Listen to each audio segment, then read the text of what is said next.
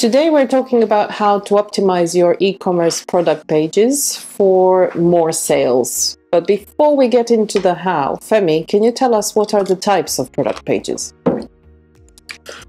When you look at e-commerce websites across the internet, you find some product pages that are kind of long form pages. So they're longer, you have to scroll. They have, in my opinion, too much information.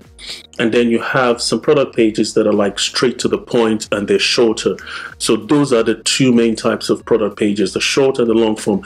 And then there's a third type of product page, and this is for e-commerce platforms that have offline stores, that have a brick and mortar location. So the goal of that product page is not necessarily to get people to buy all the time. It's to give people enough information so they can then call the store and call to ask questions and call to book to kind of view the products, because it's, say for example, furnitures and all those kind of high-end expensive products that you really want to physically see it before you can buy. So three types of product pages: long product pages, that's very long form type of product, then the short one, and then the one that kind of nudges people to go to the offline store to complete the purchase. In your experience, what are the main challenges that product pages have? Wow. Challenges product pages have, well, I could write a book on this. So first of all, product pages is a translation of the experience that people have when they go into a physical store. So it's very, very difficult to really understand what information people want, why they want those information, what type of information will make them buy. So the main challenge of a product page is to translate physical offline experience online. If your product page is able to do that, then you've had good success. And for your product page to be able to do that, you need to look at different elements. First, we start with the title of the product page. Some e-commerce brands will have a product page that is focused on the brand. So they use brand phrases to describe a product. This phrasing does not match the customer's expectation. So you need to make sure that the title, as in the description of your product page, the main title is optimized for the understanding of the customers, and is also optimized for search engine. So that's one. The next thing is the images as well, because I mentioned earlier on that people want to experience, because they can't physically touch the product, they're trying to buy online, so it's difficult for them. So your product image needs to do a good job to represent and show people the actual experience, because you're trying to bring that real life experience to the internet. So with the image, you have some e-commerce stores that would have product image that is more like product image. It doesn't have the lifestyle aesthetics to it. So what I mean by this is, say for example, a shoe.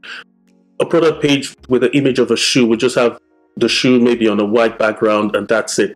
That doesn't really communicate. It's different to an image that has the shoe in a white background, but also has the shoe on a model or a person wearing it with different combinations of clothing. So that would then communicate to people better about the product. Then another thing is the product descriptions. I've seen a lot of e-commerce websites, they fall into that trap to try and cram as much information as possible into a product description. The product description should just describe the products in layman's terms that would help the person buying the product not to think. One of the core principles of usability and optimization is don't make me think. You need to have a product description that doesn't give people too much pressure to think. And you don't want them to start thinking and they see a word, for example, like, oh, I don't know the meaning of this word, and then they're trying to Google the meaning of that word. You're taking them away from the page. So the description should be as simple in plain English as possible. And then the price as well. So the price needs to be very, very clear. People that are price conscious, you need to highlight if the price is higher somewhere else, you can just put like you put a strike through for the pricing, and so you're encouraging people to understand that this is the best value they can get from a pricing perspective. Another element on the product page that you need to focus on is the call to action.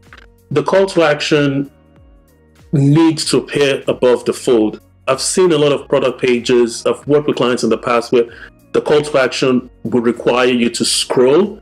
That is not good because you're encouraging people to take an action before they find that call to action. So what I recommend for effective product pages is to have the call to action clearly visible. You have options of having more than one call to action. You can have like add to cart or add to bag.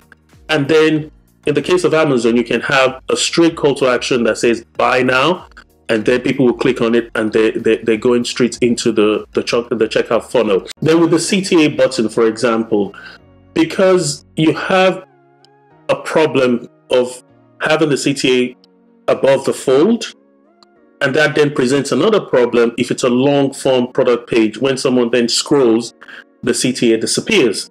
So I've seen best-in-class e-commerce product pages that have sticky CTAs. There are different ways you can go about that. You can use personalization to personalize this product page that the CTA appears, or you can have a situation where you build that with your e-commerce, with your CMS platform. So you need to also understand that when someone goes to a physical store, they're able to ask questions. And your product page should have all the information the customer wants. So there's a fine balance how you can balance this. You can offer frequently asked questions content below the page where people that have questions can easily go there and then get that information. But there might be questions that they are not able to answer. That's why you have online chat features on product pages where the person can easily just click on the chat feature and ask the question. And then if it's a high-end expensive product, you want an actual human being responding to those chat. But if it's just a large e-commerce brand that is not very expensive product, you can automate that and use chatbots to do that. So that's another thing you want to look at as well. So all those information, you need to be able to structure those information really, really well. So you look at some e-commerce product pages, you have what is in the box. So it tells you that straight off the bat, this is what you're going to find in the box. And then you also want to highlight the shipping information. So what I recommend to optimize a product page is to make sure that the shipping information specifies how long it's going to take. Say someone is on your website on a Tuesday and you offer a 24-hour shipping or whatever. So you need to specify the exact delivery date from the date when they're on your website. That would need some technical stuff on your website, so they know that, okay, if they're shopping on the 17th of November, for example, they know that, okay, they're going to get it on the 19th of November. So it's going to be 24 to 48 hours. So you tell them more time, and that kind of encourages them to know that, oh, I can get this. And if some people that maybe at work and they want special delivery on the weekends, you need to make sure that all these minor things that it might sound, those are the things that cause friction, that make people decide that, okay, I'm not buying this, I'll go and look for it in a physical store. So the return is also important as well. So people need to have that flexibility to understand that, okay, give them the information on how they will return it. I wouldn't like to buy something on an e-commerce store and realize that I have to pay for the return. So you need to explain to them that, okay, free shipping, free return. And even if they pay for the shipping, then you need to offer them free return, because you don't expect them to pay for shipping and then get returns as well. So that's another important element that you need to pay attention to. And also warranty as well. You need to communicate on your product page the warranty. And another thing, for people that are environmentally conscious, they want to know that, okay, is your packaging eco-friendly? And so you really want to make sure that you communicate all these things on your product page. The sequence at which you present this information will differ. And there's also augmented reality as well. So when you're selling expensive or items where people actually want to do measurements and things like that, you need to offer that feature on your product page as well. So all these elements I've highlighted, the sequence and how you communicate them, you can then run A/B testing and usability testing to see what works best. Every product page of every website is unique to its customer segment. And one thing I also want to highlight with the performance of a product page, it is determined by the quality of the traffic that gets there. So if the quality of the traffic is not good, then your product page will perform poorly. So you have traffic coming from the home page to your product page in some instances. You have traffic coming directly from search and paid advertising to your product page. And then you have traffic coming from category or product listing pages. All this traffic coming have different educational level. What I mean by this is they have different understanding of your product. So you need to be able to look at those funnel flows and see which path, which user flow gets the optimal result, and you optimize accordingly. So for instance, you can have a product page that is different for search engine and a product page that is different for paid advertising. And then if you're getting someone that is in the research phase, they don't know too much about your product, you don't want to take them straight to your product page. You want to take them through a landing page that will give them as much information as they want, and those information would have prepared them, so when they get to your product page, they won't require as much information as you require. So you've mentioned the importance of lifestyle images, and you've touched on virtual reality. Are videos something to be used on product pages or not? Yes, videos increases conversion. Research has shown that videos increases conversion, but you don't want to have a long form video on your product page. I've worked with brands in the past where the videos doesn't have voiceovers. It's not interactive enough. So what I recommend, and what most brands that are like really best in class with e-commerce offers, is a voiceover type that kind of communicates the product and shows the value, the benefits, and every information that the customer is looking for.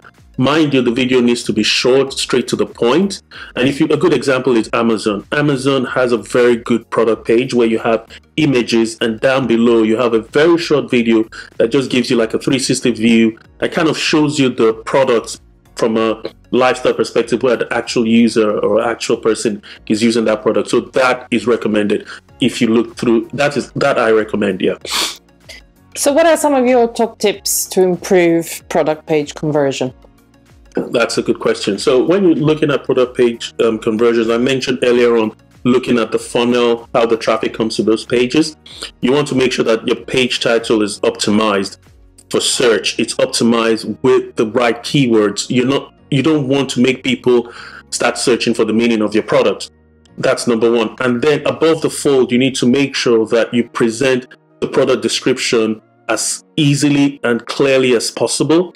And then the CTA needs to be above the fold as well. So all these things are important things that you need to look at. And one other thing that you need to also do is you also need to conduct usability testing. So basically, if you're doing CRO, conversion rate optimization, on your product pages, you want to make sure that you're overlaying that with UX audit. So what I recommend and what I work with clients is to do a UX audit of the funnel pages. So it's not just the product pages that you're looking at, because when your product page is good and the next page requires, say, for example, a login, and that's a friction point. So you need to look at the end-to-end journey. A good product page doesn't work in isolation. It's a team sport, so it's like a relay race. So the start of the race is the acquisition channel, and then the baton is passed to the home page or any other page before they land to your product page. So your product page would then usher people forward. So one thing that Amazon does expertly is you're always logged in when you're buying on Amazon. They have your credit card details, everything is there. So once you decide to buy something, it's smoother. Most brands offer guest checkout, but I've seen in some instances, in some sectors, you cannot use guest checkout. But that means you need to optimize customer login. You need to create another optimization workflow that doesn't require people to have to register after they get to your product page. You need to create that optimization framework that people that land on your product page are already logged in, so it makes the journey smoother, so they don't have to stop to a login page. They just go straight to the payment page or the card page, and then they move. So you need to look at different flows of journeys from your home page, the fastest way they can get to the payments, and then the thank you confirmation page. So that will help you. And you need usability, UX audit, and usability testing to be able to do that effectively. Does having the option to pay through Apple Pay, for example, or PayPal, for people who don't necessarily want to have an account on an e-commerce page, does that influence product page conversion? Yeah, that's a good question. Shopify offers, and some e-commerce platform, content management system platforms offer that opportunity where you can just pay with PayPal and it just gets your details and then log in, lets you check out. But some industries would require your information for legal and compliance reasons before you can go through to the checkout page. So it depends on the e-commerce platforms that you're working on, or the funnel flow of your store. So payment is also types of payment influences conversion, but that's the journey further from the product page. And as I said earlier, those journeys also impact on the performance, because if those further journeys are not performing effectively, that would impact the performance of your product page.